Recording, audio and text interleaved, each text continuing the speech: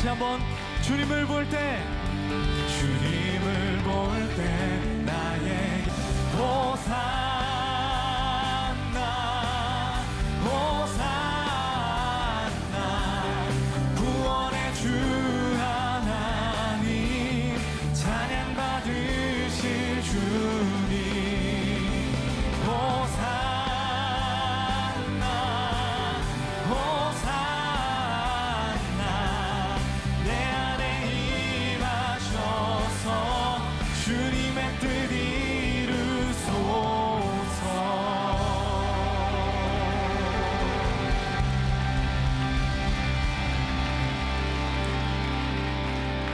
이 시간 우리 김우준 목사님 통해서 계속해서 메시지를 들을 때 욥에 관한 이야기로 또 고통과 고난에 대한 이야기를 듣게 될 것입니다. 우리는 고통과 고난 가운데서 하나님께 외칩니다. 하나님 공평하시지 않은 것 같습니다. 그러나 하나님께서 이 시간 우리 마음에 다시 한번 깨닫게 해주시길 원하는 것은 하나님의 공평함 가운데서 남이 못 본 것을 보게 하시고 남이 못 듣는 것 듣게 하시고 남이 모르는 것을 깨닫게 하시는 놀라운 삶으로 하나님 우리를 바꾸어가고 있다는 그 믿음의 고백을 여러분과 제가 함께 하기를 원합니다. 나 가진 재물 없으나 나 남이 가진 지식 없으나 나 남에게 있는 건강이지 않으나 나 남이 없는 것 있으니 나 남이 못 본 것을 보았고 나 남이 못 본 것을 보았고 나 남이 듣지 못하는 성 들었고 나 남이 받지 못한 사랑 받았고 나 남이 모르는 것 깨달았네.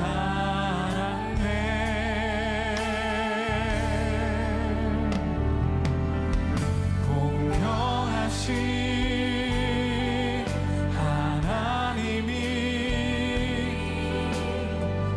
나 남이 가진 것 나 없지만 공평하신 하나님이 나 남이 없는 다시 한번 공평하신 하나님이 공평하신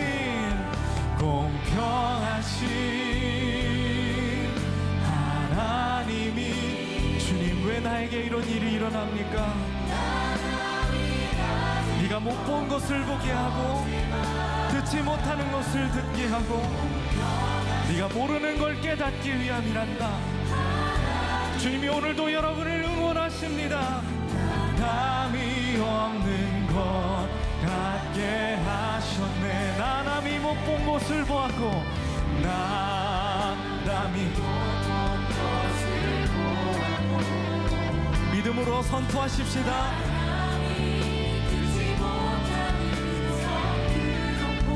믿음의 눈을 들고 바라봅시다.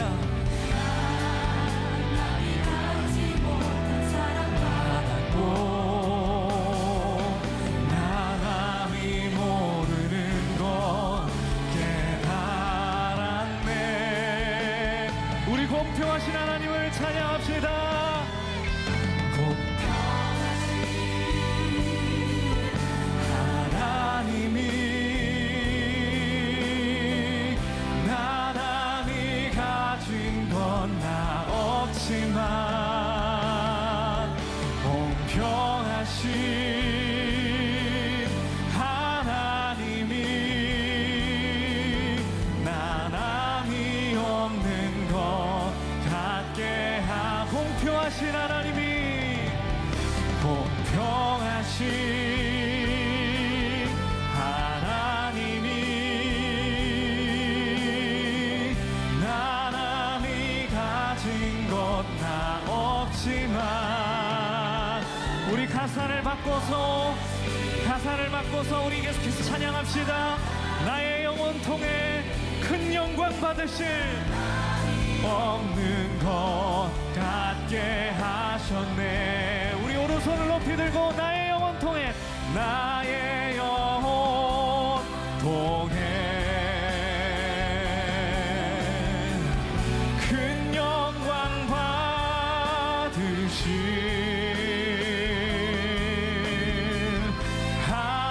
하나님을 찬양.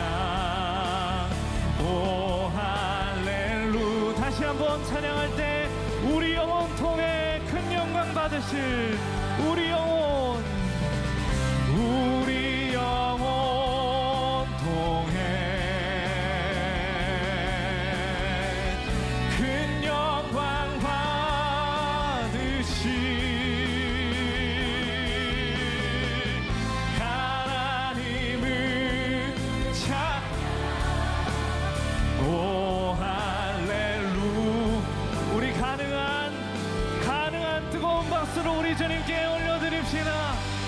더 큰 박수로 더 높은 마음으로 주님 찬양합니다.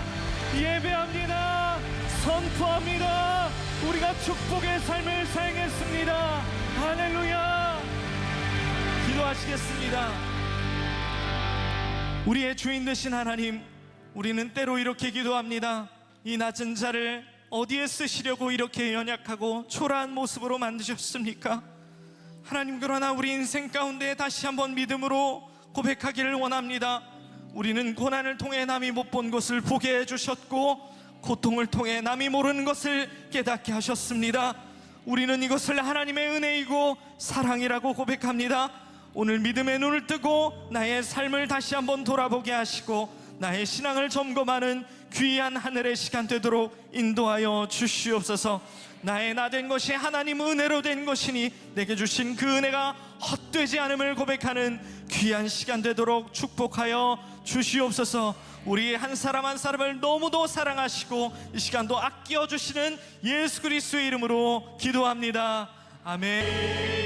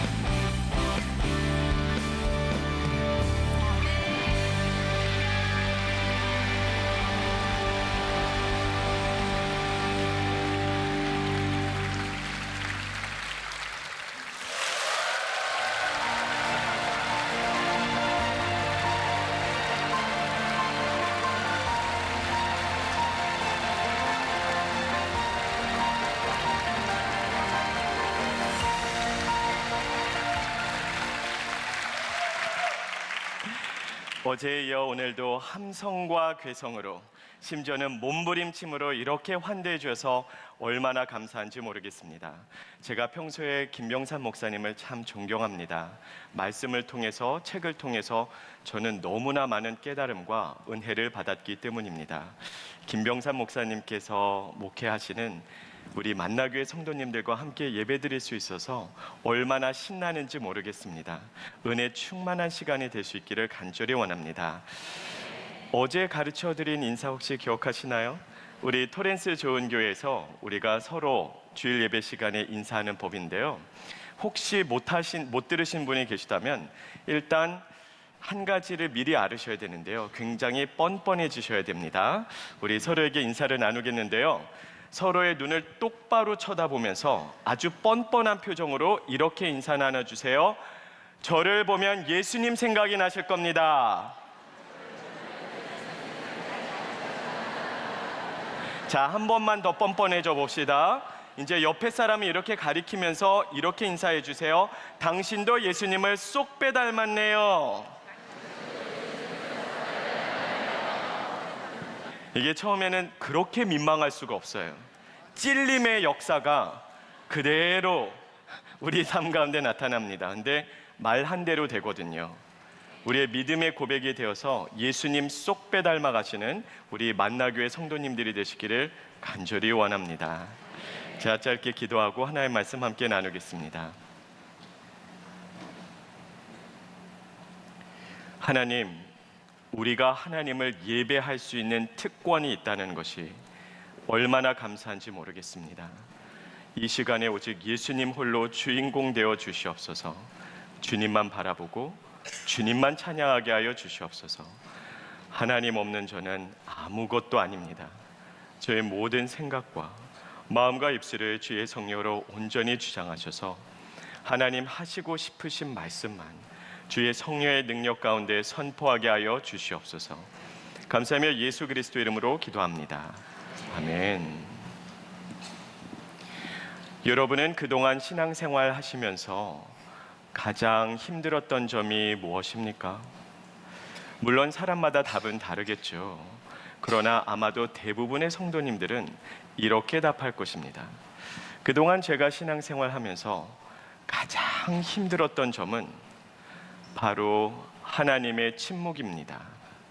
우리는 이 세상을 살아가면서 참 많은 고통과 어려움 그리고 아픔을 겪습니다.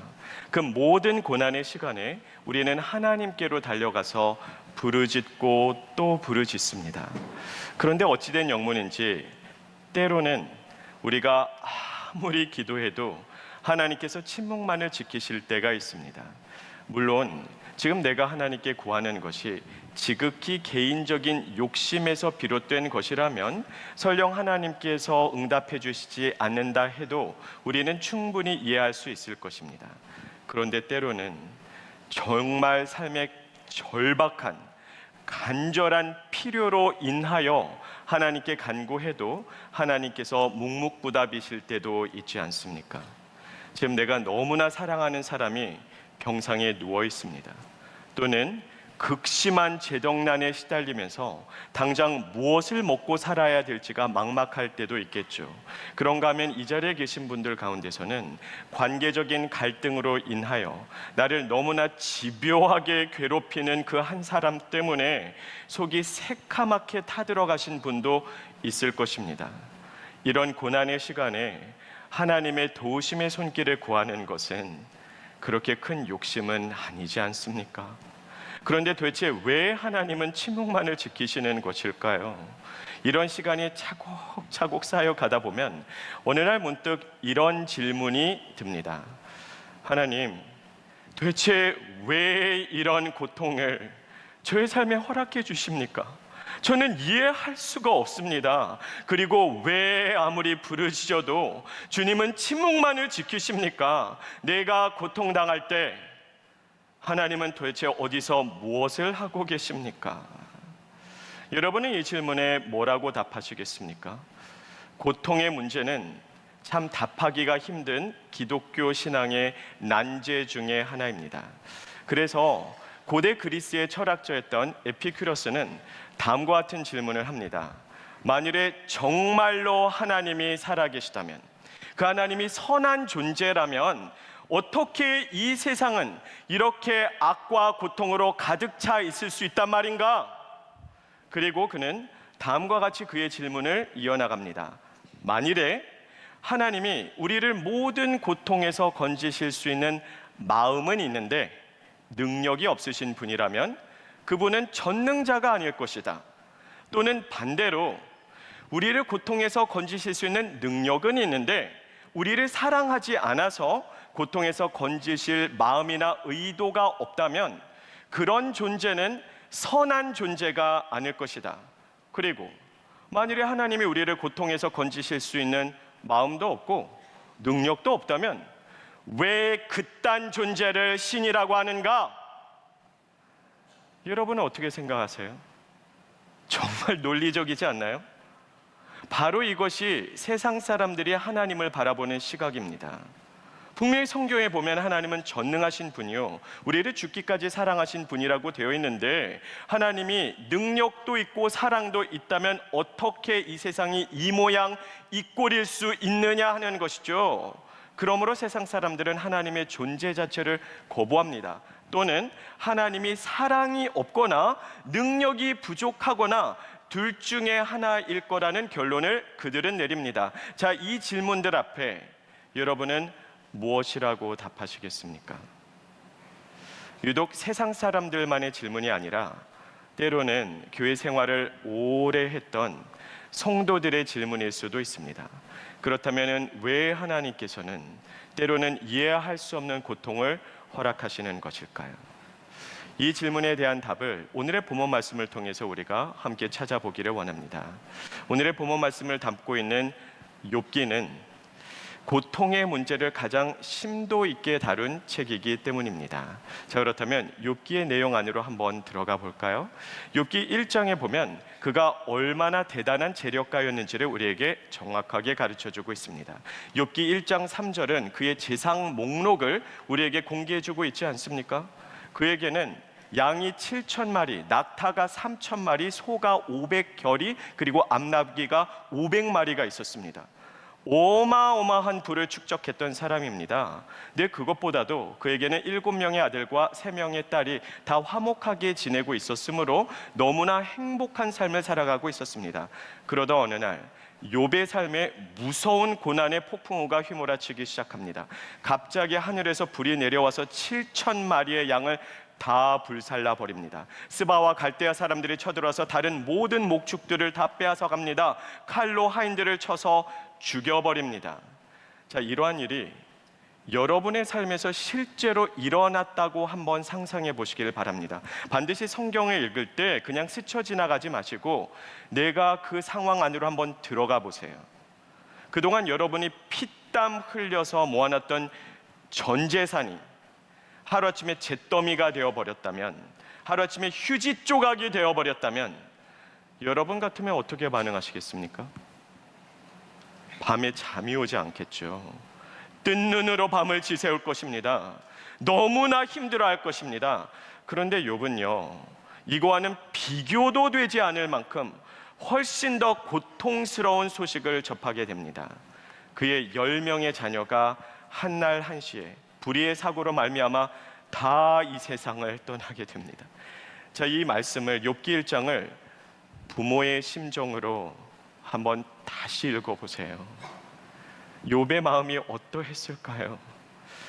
우리가 부모님이 돌아가시면 땅에 묻고 자녀가 죽으면 가슴에 묻는다고 하지 않습니까? 눈에 넣어도 아프지 않을 10명의 자녀를 한 명도 빠짐없이 한날 한시에 떠나보내야 되는 부모의 심정이 어떠했을까요? 죽고 싶었을 겁니다. 너무나 괴롭고 고통스러울 것입니다. 근데 욥의 고난은 거기서 끝나지 않았어요. 이제는 건강이 무너져 내리기 시작합니다. 정수리에서부터 시작하여 발에 이르기까지 온몸에 악창이 나기 시작합니다. 이제는 살아 숨쉬는 모든 순간이 고통일 뿐입니다. 이런 고난의 시간에 유일하게 나를 위로해 줄 수 있는 사람이 있다면 그 사람이 누구일까요? 욥의 아내겠죠. 근데 욥의 아내는 그를 격려하고 위로하기보다는 그를 다그치고 몰아세우기 시작합니다. 당신이 아직도 하나님에 대한 순전함을 굳게 지키십니까? 차라리 하나님을 욕하고 죽으세요. 그가 얼마나 힘들었을까요? 얼마나 외로웠을까요? 이제 마지막으로 욥의 세 친구들이 찾아옵니다. 처음에 찾아왔을 때는 7일 동안 함께 울고 침묵을 지켜주었습니다. 거기까지는 참 좋았어요. 그 다음부터는 정죄의 손가락질을 하기 시작합니다. 이봐, 네가 뭔가 큰 죄를 지었으니까, 무서운 죄를 지었으니까 하나님께서 너를 벌하시는 것 아니겠어? 욥이 아무리 결백함을 주장해도 그들은 믿어주지 않고 끊임없이 정죄하고 또 정죄합니다. 자, 여러분도 생각해 보시길 바랍니다. 세상에 이거보다 더 큰 고난이 있을 수 있을까요? 우리가 인생에서 맞이하게 되는 고통은 크게 네 가지 종류로 분류할 수 있습니다. 첫 번째, 건강상의 문제. 두 번째, 재정적인 궁핍함. 세 번째, 관계적인 갈등. 그리고 네 번째, 사랑하는 사람과의 이별입니다. 근데 욥은요, 이 모든 고난을 한꺼번에 다 경험했어요. 하루아침에 전 재산이 잿더미가 되어버렸습니다. 전 재산을 다 잃어버렸어요. 나랑 가장 가까이에 있는 가장 친한 사람들과의 관계가 다 깨져나가기 시작합니다. 건강을 잃었어요. 하루하루를 너무나 고통스럽게 살아가고 있습니다. 그리고 무엇보다도 나의 가장 소중한 자녀들이 한날 한시에 다 이 세상을 떠나버렸습니다. 세상에 인간으로 이 땅에 태어나 이거보다 더 큰 고통을 당할 수 있을까요? 이거보다 더 괴로울 수 있을까요? 그래서 욥도 자기가 태어난 날을 저주하기 시작하죠. 그만큼 괴로웠기 때문입니다. 자, 그렇다면 다시 한번 우리의 동일한 질문을 드려보겠습니다. 왜 이렇게 이해가 가지 않는 고통이 그의 삶에 임했던 것일까요? 왜 하나님은 이런 고통을 그의 삶에 허락하셨던 것일까요? 욥의 세 명의 친구들이 주장했던 것처럼 그가 정말 뭔가 잘못했기 때문에, 무서운 죄를 지었기 때문에 하나님께서 징계의 차원에서 그를 벌한 것입니까? 아니요. 욥기를 통해서 우리가 그것은 이유가 아니라는 것을 분명하게 알 수 있습니다. 자, 욥기 1장 1절에서 하나님이 욥을 어떤 사람이라고 소개해주고 계시죠? 그는 정직하고 온전하여 하나님을 경외하며 악에서 떠난 자이더라. 하나님의 말씀이에요. 하나님 자신이 욥이 얼마나 하나님 앞에서 정직하게 살았는지를 검증해 주십니다. 그리고 욥기 42장에 가서 하나님이 나타나셨을 때 욥의 세 친구를 꾸짖음으로써, 그리고 그들의 말이 틀렸다라고 말씀해 주심으로써 욥의 결백함을 다시 한번 검증해 주십니다. 그러므로 우리는 욥이 무엇인가를 잘못했기 때문에, 죄를 지었기 때문에 징계적인 차원에서 하나님이 그를 벌하신 것이 아니라는 것을 정확하게 알 수 있겠죠. 그러면 욥의 삶에 임한 고통의 이유가 징계가 아니라면 혹시 훈련일까요? 하나님께서 그를 더 다듬기 위해서, 하나님께서 더 강한 그리스도의 군사로 훈련시키기 위해서 이런 고난을 허락해 주신 것일까요? 물론 우리는 욥기 23장 10절의 말씀을 너무나 잘 알고 있죠. 내가 가는 길을 오직 그가 아시나니 그가 나를 단련하신 후에는 내가 정금과 같이 나오리라. 개역 개정판에 보면 순금과 같이 나오리라 라고 기록이 되어 있죠. 그 말씀이 너무나 유명하기 때문에 욥의 고통의 의미가 훈련이었나 보다, 단련이었나 보다라고 생각하는 경향이 있는데요, 전혀 그렇지 않아요. 우리가 성경을 한 구절만 읽을 것이 아니라 반드시 전후 문맥을 살펴봐야 되지 않겠습니까? 욥기 23장의 그 구절의 문맥을 살펴보면 욥은 내가 도대체 왜 이런 고통을 당하는지 그 이유를 전혀 알지 못했습니다. 그래서 욥기 23장에서 그는 다음과 같이 독백과도 같은 말을 쏟아놓죠. 나도 모르겠다. 나도 답답하다. 그래서 내가 도대체 왜 이런 이해가 가지 않는 고통을 당해야 되는지 하나님께 물어보고 싶다. 근데 아무리 하나님을 찾아도, 아무리 부르짖어도, 내가 앞으로 가도 뒤로 가도 좌측으로 가고 우측으로 가도 하나님이 보이지 않는구나. 이 문맥 안에서 그는 고백합니다. 나의 가는 길을 오직 그가 아시나니 그가 나를 단련하신 후에는 내가 정금과 같이 나오리라.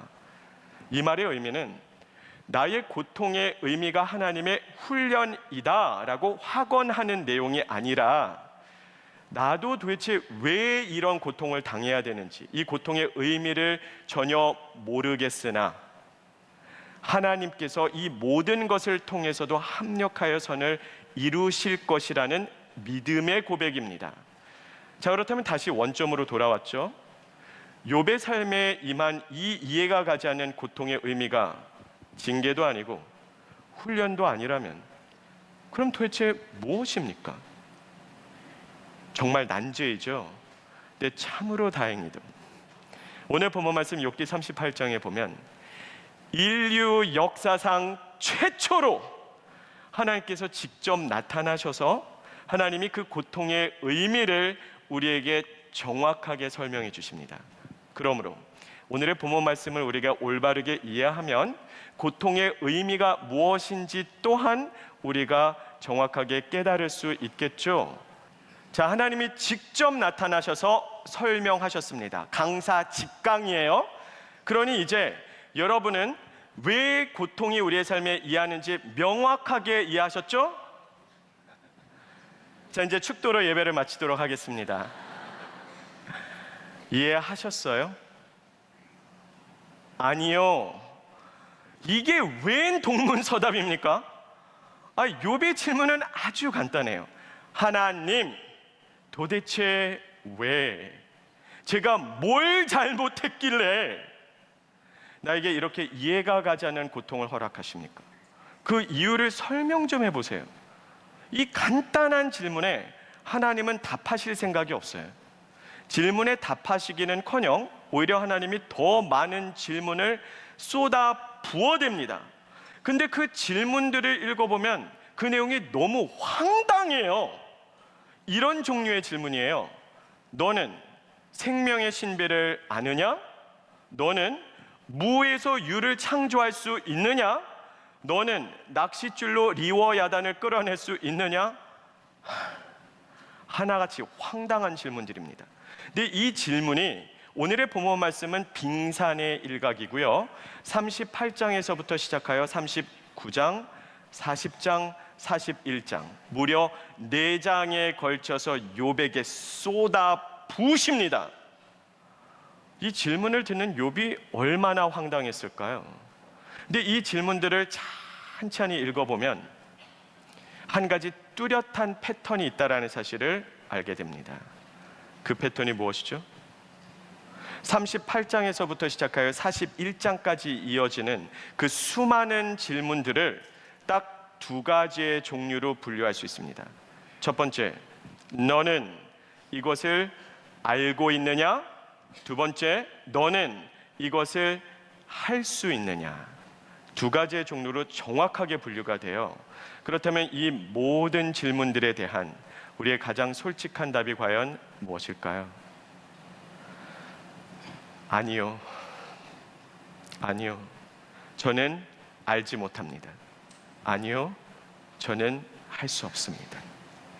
이 모든 질문들은 내가 얼마나 무지무능한 존재인지를, 내가 얼마나 작고 보잘것없는 존재인지를 스스로 자각할 수 있게 해주는 질문입니다. 자, 그렇다면 욥의 질문 앞에 하나님께서 이 수많은 질문을 쏟아내신 그 의도가 무엇일까요? 이 모든 질문들을 통해서 하나님께서 욥에게 그리고 오늘날 우리에게 전하고자 하는 그 메시지는 과연 무엇일까요? 바로 이 안에 고통의 의미가 있는데요. 하나님께서 욥과 우리에게 전하고자 하는 메시지는 다음과 같습니다. 사랑하는 내 아들아, 내 딸아, 너는 너무나 작고 무지한 존재이기에 이 모든 것의 답을 하나도 알 수 없는 것처럼 지금 내가 너에게 고통의 의미를 설명해 준다 할지라도 너는 이해하지 못할 거야. 그러니 나를 믿고 나를 신뢰하는 마음으로 나를 따라와 주지 않겠니? 물론 이러한 설명이 전혀 받아들여지지 않는 분이 이 자리에 계실 거예요. 아마 많이 있을 것으로 저는 예상이 됩니다. 한때 저도 그랬습니다. 저는 이해할 수가 없었어요. 이해할 수도 없는 하나님을 어떻게 신뢰하란 말인가? 이게 말이 돼? 저는 얼마나 하나님께 따지고 들었는지 모릅니다. 이해할 수 없는 분을 신뢰하라고요? 그것이 하나님 보시기에는 맞는 말입니까? 저는 이해할 수도 없고 받아들일 수도 없었어요. 그런 저에게 하나님께서 그분의 마음을 좀 더 잘 헤아릴 수 있도록 저의 딸의 삶을 통해서 한 가지 경험을 허락해 주셨습니다. 하나님께서는 저에게 3명의 딸을 허락해 주셨습니다. 그런데 저의 첫 번째 딸 서연이가 태어났을 때 생후 2주 만에 이 아이가 갑자기 발작을 일으키기 시작했어요. 그 발작이 너무 심했어요. 초보 아빠였던 저는 무슨 일이 일어나는지 알지 못했어요. 불이 나게 이 아이를 데리고 병원에 갔더니 뇌수막염이라는 진단이 내려졌습니다. 저희 딸 서연이가 앓고 있었던 것은 치료하기가 더 힘들다던 박테리아성 뇌수막염이었습니다. 그리고 그 아이가 입원한 첫날에 잠시 호흡까지 멈췄던 적이 있었기 때문에 인텐시브 케어 유닛에 입원이 되었어요. 그 코에는 호흡기가 부착이 되었고 머리에서부터 발끝까지 모니터링을 하기 위해서 수많은 와이어들이 연결되기 시작했습니다. 태어난 지 2주밖에 되지 않은 아이였기 때문에 그 몸집이 한 이 정도였던 것으로 제가 기억을 해요. 그 아이의 온몸에 와이어리 연결되어 있는 모습을 지켜보는 저의 마음이 어떠했을지를 한번 상상해 보시기를 바랍니다. 처음에 의사는 한 2주 정도 입원을 하면 고칠 수 있을 거라고 예상을 했어요. 근데 그 2주가 3주가 되고 3주가 한 달이 되고 한 달이 넘어도 이 아이의 상태가 좋아지지 않았어요. 자, 이제 뇌수막염이 제대로 치료가 되고 있는지를 확인하기 위해서는 골수 채취를 해야 됩니다. 남자 성인이 겪어도 굉장히 아프고 고통스럽다고 해요. 근데 이제 태어난 지 2주밖에 되지 않는 아이의 척추에 바늘이 들어가게 되면 그 다음 순간 어떤 일이 벌어질까요? 비명에 가까운 소리를 지르면서 온몸이 뒤틀겠죠. 근데 몸이 뒤틀려서 거기에 피가 섞이면 무효 처리됩니다. 다시 해야 돼요. 그렇기 때문에 여러 명의 간호사가 달려들어서 이 아이를 엎드리게 하고서는 그 몸을 조금도 움직이지 못하게 여름에서 꽉 찍어 눌러버립니다. 그리고 이제 골수 채취를 해야 되는데요. 그것을 지켜보기를 원하는 부모는 아무도 없겠죠. 그래서 우리는 대기실에서 기다려야 됩니다. 근데 대기실에서도 이 아이의 비명 소리가 뚫고 나와요. 생생하게 들립니다. 그 골수 채취를 한 달 넘게 입원해 있으면서 총 7번 했습니다. 마지막 7번째, 그 아이를 데리고 병실로 가던 때 그때의 그 순간을 저는 생생하게 기억합니다. 그 병원 복도의 차가운 공기, 아이의 살 냄새, 그리고 제발 이번이 마지막이기를 간절히 바라는 저의 마음. 참으로 다행히도 그것이 마지막이었습니다. 그날 이후로 서연이는 잘 회복이 되었고 지금은 아주 건강한 아가씨로 잘 성장하고 있습니다. 자, 그런데요, 하나님께 영광의 박수 올려드리겠습니다. 자, 지금 제가 말씀드렸던 이 상황을 여러분이 한번 태어난 지 2주밖에 되지 않은 아기 서연이의 눈으로 한번 해석해 보시기를 바랍니다. 만일에 그 아기 서연이에게 너의 아빠는 어떤 분이니? 라고 물었다면 이 아이가 과연 뭐라고 답할까요? 아마도 서연이는 이렇게 답하겠죠. 아, 우리 아빠는요 정말 좋으신 분이에요. 저를 사랑해 주시고 저를 따뜻하게 품어 주시고 저에게 노래를 불러 주시며 저를 먹여 주시고 제가 필요한 모든 것을 다 제공해 주시는 참 좋으신 분입니다. 근데요, 한 가지 정말 이상한 점이 있어요. 저의 삶에 가장 큰 아픔이 있을 때 흰옷을 입은 사람들이 나에게 달려들어서 나를 찍어 누르고 나의 척추에 바늘을 꼽을 때, 내가 가장 힘들고 고통스러울 때, 내가 너무나 괴로워서 아빠를 부르짖으면 나의 가장 결정적인 순간에는 아빠가 사라져 버리세요. 그리고 아무리 부르짖어도 침묵만을 지키세요. 나는 고통스러워서 아빠를 부르짖는데 아빠는 보이지도 않고 침묵만을 지킬 뿐입니다. 우리 아빠는요, 참 이상한 사람이에요. 평소에는 그렇게 말씀을 많이 하시다가도 가장 아플 때, 가장 괴로울 때는 침묵만을 지키시는 분이기 때문입니다. 이것이 생후 2주 된 아기가 내릴 수 있는 가장 논리적인 결론이겠죠. 바로 이것이 세상 사람들이 하나님을 바라보는 시각입니다. 하나님은 능력이 없어서 도와주지 못하시거나 사랑이 없어서 개입하실 마음이 없거나 둘 중에 하나가 아니겠는가? 자, 그런데요, 이번에는 부모의 심정으로, 아버지의 마음과 눈으로 이 상황을 한번 보시기를 바랍니다. 제가 제 딸을 사랑할까요? 이 질문을 할 가치가 있겠습니까? 저는 죽을 만큼 제 딸을 사랑합니다. 만일에 제 아이가 죽게 되었는데 제 목숨과 맞바꿔서 그 아이를 살릴 수만 있다면 저는 2번 생각하지 않을 겁니다. 저뿐만이 아니라 이 자리에 계신 모든 부모님들이 한 분도 빠짐없이 그렇게 하실 겁니다. 그게 자녀에 대한 부모의 사랑이기 때문이죠. 내 목숨을 내어 던지는 한이 있더라도 내 자녀를 살려내고야 말겠다라는 바로 그 마음. 저는 제 딸을 너무나 사랑합니다. 사랑하지 않아서 도와주지 않은 것이 아니라는 것이죠. 그러면 저에게는 제 딸을 그 고통에서 벗어나게 해줄 능력이 없어서 방치해두고 있었던 것일까요? 아니요, 저에게는 그럴 만한 충분한 능력이 있습니다. 제가 대기실에서 벌떡 일어나서 병실로 다시 들어가서 이제 이 과정을 멈추세요라고 하면 멈출 수밖에는 없어요. 미국에서 부모의 동의 없이 자녀에게 골수 채취를 할 수 없기 때문입니다. 저에게는 분명히 그런 권리가 있어요. 그럴 만한 능력이 있습니다. 그러므로 저는 그 고통에서 건져내 줄 수 있는 사랑도 있고 능력도 있지만 침묵만을 지킬 뿐이에요.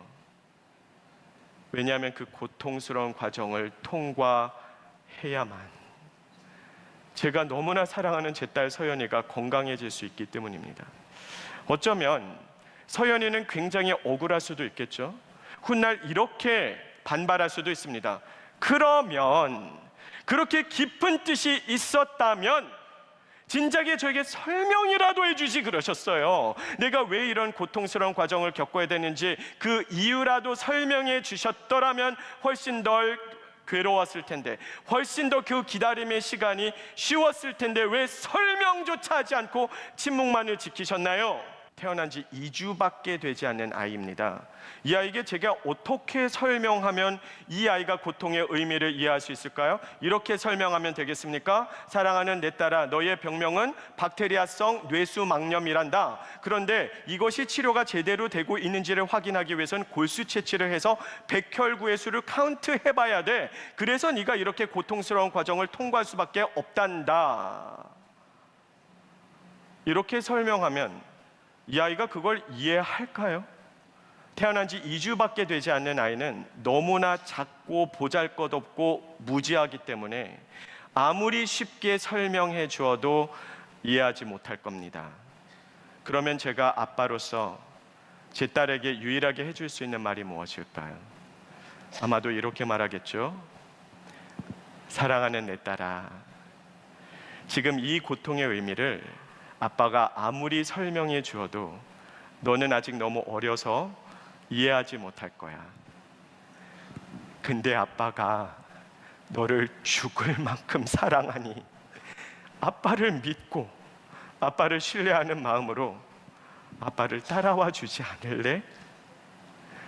바로 이것이 우리를 향한 아버지 하나님의 마음입니다. 왜 때로는 하나님께서 우리에게 이해가 가지 않는 고통을 허락해 주실까요? 모릅니다. 하나님의 전능하신 하나님, 무한하신 하나님, 온 우주보다도 더 크신 하나님의 마음과 생각을 우리가 어떻게 다 헤아리고 이해할 수 있겠습니까? 우리는 너무나 작고 보잘것없고 너무나 유한한 한계가 뻔한 인간인데 어떻게 하나님을 다 이해하겠습니까? 설명해 준다 해도 다 이해하지 못할 것입니다. 그래서 우리가 하나님께 요구한 것은 이유이지만 하나님께서 우리에게 주시는 것은 관계입니다. 사랑의 관계, 신뢰의 관계 안에서 이해가 가지 않더라도 믿고 따라오라는 것입니다. 왜 이런 고통이 임하는지 이해 안 갈 때 참 많이 있죠. 근데 그렇게 모르는 것 투성이일 때 내가 모르는 것을 붙들고 불평하고 하나님을 원망하시겠습니까? 아니면 내가 확실히 아는 것을 붙들고 예배의 자리에 서시겠습니까? 우리가 확실히 아는 것 무엇이죠? 십자가의 사랑 그리고 십자가의 능력입니다. 십자가의 능력은 어떤 능력입니까? 우리가 아무리 발버둥치고 몸부림쳐도 해결할 수 없었던 죄의 문제를 하나님께서는 십자가로 단번에 해결하셨습니다. 십자가의 능력은 우리를 죄의 굴레에서 해방시키는 능력이요, 사망 권세를 깨뜨리는 전능하신 하나님의 구원의 능력입니다. 그리고 십자가의 사랑은 어떤 사랑일까요? 내가 죽게 되었을 때 에베소서 2장 1절에서 말하고 있듯이 사실은 이미 죽어 있었던 우리가 아직 연약할 때, 우리가 아직 죄인 되었을 때, 심지어 우리가 하나님과 원수 되었던 그때에 우리를 포기하실 수가 없어서 나 같은 죄인을 살리시기 위해서 하나님께서는 하나밖에 없는 아들의 심장을 터뜨려서 우리를 살리셨습니다. 하나밖에 없는 아들도 아끼지 아니하셨은즉 우리를 위해서 내어주시지 못할 것이 과연 무엇이 있겠습니까? 하나님께서 자기의 목숨을 내어 걸고 우리를 사랑하셨습니다. 그러므로 우리는 십자가의 사랑 그리고 십자가의 능력을 확신할 수 있지 않겠습니까? 그렇다면 때로는 이해가 가지 않더라도 하나님을 신뢰하는 마음으로 주님이 인도하시는 대로 순종하면서 따라갈 수 있지 않겠습니까? 때로는 주님이 뜻하신 일 헤아리기 너무 힘들 때가 있어요. 주님이 도대체 왜 나에게 이러시는지, 왜 이렇게 이해할 수 없는 고통을 허락해 주시는지, 이 고통은 도대체 언제 끝날지 모르는 것 투성이라 참 괴로울 때가 많습니다. 그러나 우리가 하나님을 신뢰하는 마음으로 오늘도 예배의 자리를 지키고 있다면 우리는 하나님의 뜻 가운데 있는 줄로 믿습니다. 물론 우리는 연약한 인간이라 믿음 가운데 거하면서도 자꾸 넘어져요. 그래서 때로는 넘어져도라고 찬양을 하죠. 그럴 때 우리의 삶의 근본적인 해결책은 무엇일까요? 노래 가사 안에 있어요. 사랑의 말씀들이 나를 항상 새롭게 하니. 결국에는 본질로 돌아가야 됩니다. 하나님의 말씀 외에는 생명이 없기 때문입니다. 하나님의 말씀으로 돌아가야 돼요. 지금은 이해가 가지 않아도, 지금은 납득이 가지 않아도 하나님의 말씀을 다시 한번 읽고 묵상하고 말씀대로 살아갈 때 한 걸음 한 걸음 주님 인도하시는 대로 순종하며 따라갔더니 어느 날 정신을 차리고 보니 하나님께서 승리의 자리에 우뚝 세우시더라는 겁니다. 하나님께서 이렇게 한 걸음 한 걸음 나를 승리로 인도하시는구나를 알 때 이제는 믿음의 눈을 들어 최후의 승리도 바라볼 수 있게 되는 것입니다. 하나님께서 반드시 그분의 은혜 가운데, 섭리 가운데, 능력 가운데 반드시 기필코 꼭 최후의 승리의 자리에 세워 놓고야 말 것이기 때문입니다. 이렇게 우리의 모든 연약함 가운데서도 역사하셔서 앞에서 이끌어 주시고 뒤에서 밀어 주시며 옆에서 동행해 주시고 우리가 쓰러질 때마다 다시 일으켜 세워 주시는 것을 성경은 하나님의 섭리라고 합니다. 그리고 그 섭리 가운데 순종하며 한 걸음 한 걸음 따라가는 것을 성경은 신앙생활이라고 합니다. 자, 이제 말씀을 정리해 보기를 원합니다. 때로는 우리의 삶에 도저히 이해할 수 없는 고통이 찾아올 때가 있어요. 하나님께서는 도대체 왜 그러시는 것일까요? 우리는 십자가의 사랑과 능력을 분명히 알고 있습니다.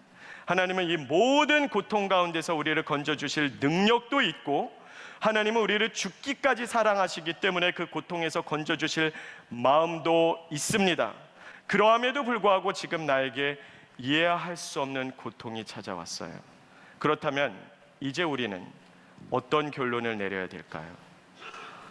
하나님은 능력도 있고 사랑도 있으신데 나에게 도저히 이해할 수 없는 고통이 찾아왔다. 그러므로 이 고통에도 하나님의 선하신 뜻이 있겠구나. 이게 그리스도인의 최종 결론입니다. 우리가 하나님을 다 이해하지 못할 거예요. 아직도 이 세상에서는 모르는 것 투성입니다. 그러나 내가 이해하지 못한다 할지라도 하나님이 우리를 얼마나 사랑하시는지, 하나님이 전능하신 분이신지를 우리는 확실히 알기 때문에 이 고통에도 선하신 뜻과 목적이 있다라는 것을 우리는 믿음으로 바라봅니다. 우리는 그리스도인으로서 그 어떤 고통 가운데서도 예배할 수 있고, 그 어떤 어려움 가운데서도 하나님을 찬양할 수 있으며, 그 어떤 폭풍 가운데서도 하나님의 은총을 노래할 수 있는 이유는 우리가 하나님을 이해하기 때문이 아니라 하나님을 신뢰하기 때문입니다.